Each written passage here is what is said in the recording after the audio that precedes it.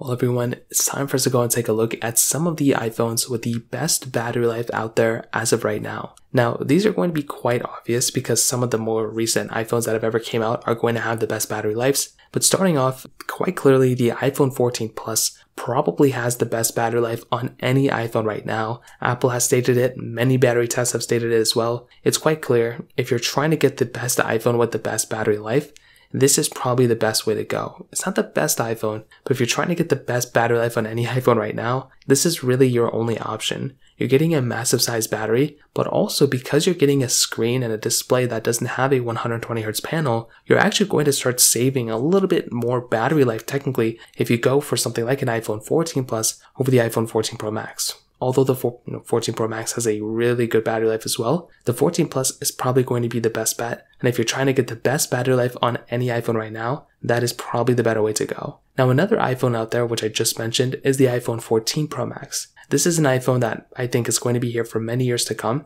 It's a very good iPhone, and I'm a humongous fan of this device as well. The big thing going on for the 14 Pro Max, though, is that it's still a really big size battery. It is a ProMotion panel though, which is great. I love ProMotion. I'd rather have that than not have it. But the thing with that is that it does suck up a little bit more battery life than if you were just to go ahead and get that standard display like a 60Hz panel. So it's kind of a push and pull. I'd recommend you to kind of figure out which one you prefer. I would probably recommend going down the road of the Pro Max actually having the best battery life here if you turn that 60Hz off. But because it does have a 120Hz panel, it's kind of not much you can do about it there. Another iPhone I want to throw in here is the 13 Pro Max. Basically the same exact theory behind the Pro Max, the 14 Pro Max. It's a very big size phone, has a very big size battery. And of course with that ProMotion on, it does suck up a little bit more, but it is still one of the best battery lives you can get on any iPhone right now. And that is another big advantage of getting something like the 13 Pro Max.